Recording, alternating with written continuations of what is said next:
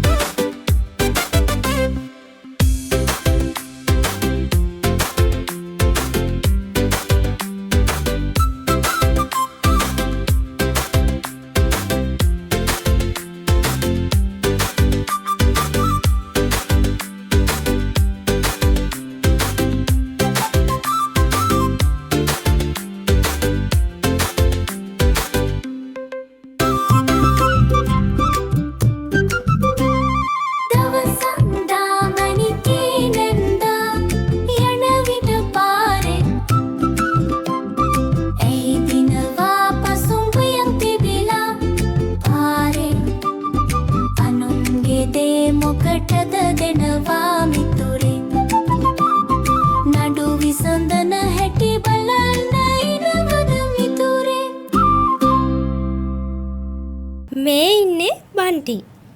පුංචි වුණාට බන්ටිට හොඳ මොලයක් තියෙනවා. බන්ටිට ප්‍රශ්න විසඳන්න පුදුම හැකියාවක් තියෙන්නේ. ගමේ හැමෝම බන්ටිට හරිම ආදරෙයි.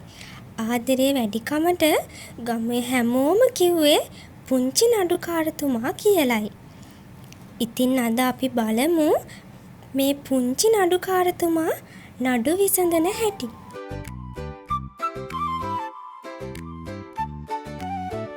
හොයාගෙන එන්න හේතුව පුතේ මං පාරේ තිබිලා මුදල් පසුම්බියක් ඇහින්දා. ඒකේ රුපියල් 10,5ක්. ඒ කියන්නේ රුපියල් 5000ක් තියෙනවා. මට ඕන ඇත්ත අයිතිකාරයා කවුද කියලා හොයලා මුදල් පසුම්බිය දෙන්න. ඒක හරිම හොඳ ක්‍රියාවක් මැනික නැන්දේ. අනුට හිමි දෙයක් අපි අයිති කරගන්න හොඳම නැහැ.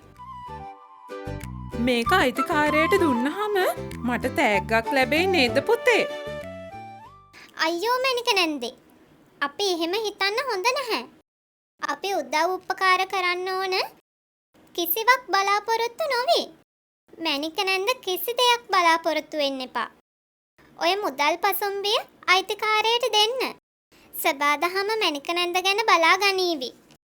මං එහෙනම් බන්ටි පුතා කියපු විදියටම කරන්නම්කෝ. මැනික නැන්දා එහෙම කියලා එතනින් යන්න හදද්දිම ඔන්න බන්ටිව හොයාගෙන ගුණදාස මුදලාලි එතනට ආවා. බන්ටි පුතේ අනේ බන්ටි පුතේ මට හරි කරදරයක් වුණා බන්ටි පුතේ. මගේ මුදල් පසුම්බිය පාරේ වැටිලා. මං හැම තැනම හෙව්වා. ඒත් මගේ මුදල් පසුම්බිය හම්බුනේ නෑ බන්ටි පුතේ. ගුණදාස මුදලාලිගේ දේ මුදල් පසුම්බිය. එහෙමනිකෝ. ඒ කියන්නේ ඔබ මගේ මුදල් පසුම්බිය ඇහින්දාද? කෝ විගහට දියම් මගේ මුදල් පසුම්බිය. හා කලබල වෙන්න ඕනේ නැහැ ගුණදාස මාමේ.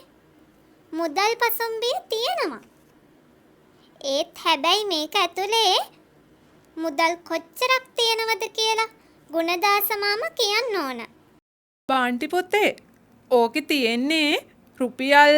හා මැනික නැන්දේ ටිකක් සද්ද නොකර ඉන්නකෝ. මම ප්‍රශ්නේ විසඳලා දෙනකල්. මුදල් පසුම්බිය හොයලා දුන්නට මැනිකට කීයක් හරි දෙන්න වෙයි වගේ.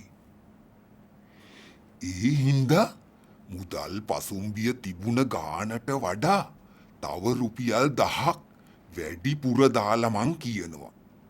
එතකොට මැනිකා බන්ටි පුතා ඉස්සරහා හිරක් වෙනවා. මට මගේ මුදල් පසුම්බියත් ලැබෙනවා. කරන්නම් කොහොඳ වැඩක් මං.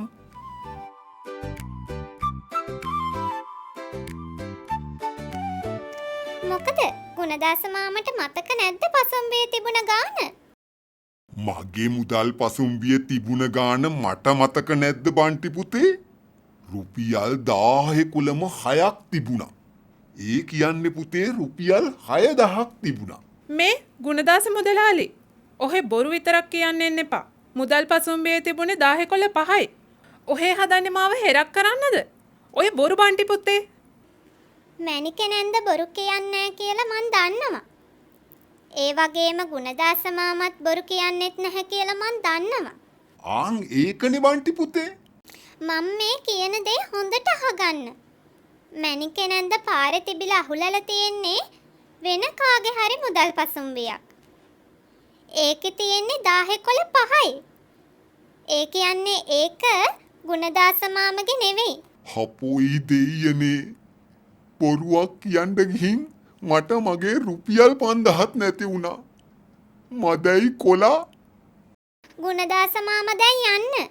මේ මුදල් පසුම්බිය අයිති දැන් මැනික නැන්දට. කවදාවත් Tamanට උදව්වක් උපකාරයක් කළ කෙනෙකුගේ සිතක් රිදවන්න එපා. අපි ලස්සන සිතක් ඇති හොඳ අය වෙමු. තවත් ලස්සනම ලස්සන කතාවකින් අපි ආයිමත් හමුවෙමු.